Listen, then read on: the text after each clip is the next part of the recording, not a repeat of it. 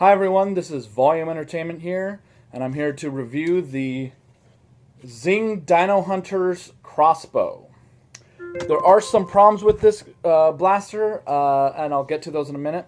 It comes with 3 of these crossbow bolts that are really similar to the Zing Tech arrows. One of the major differences, though, is that it has this little square, and that square latches onto the orange tooth, so that when you pull the trigger, it releases, crossbow goes flying, bolt goes flying. A couple of problems with this is if you notice how hard I'm having to pull this trigger, the only way to get it to fire without having problems is to press this orange button, because then it's no problem.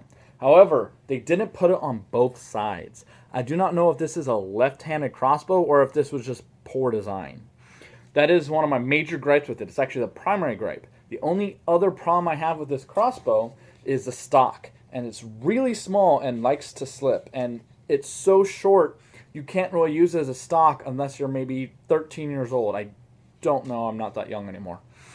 Other than that, the arms are really cool. I like the fact that unlike the Zing Tech bows, these actually will rotate when you use the pull, and I'll show you what I mean. So you load the bolt like this, get it stuck in that tooth. Now you see, now that the elastic bands are all the way out, and I think about halfway fold, these arms go out, which is a really neat feature. It looks really cool and impressive. And it would be in the way if it was like that all the time. So the fact that they collapse in isn't a bad thing. Then, to make it easiest, you push this button, and then you pull the trigger. Now I have test fired this maybe 20 times, and I've broken 2 out of the 3 bolts, and I might have just broken the 3rd one. The bolts are really weak. I really can't justify this crossbow just because of the bolts.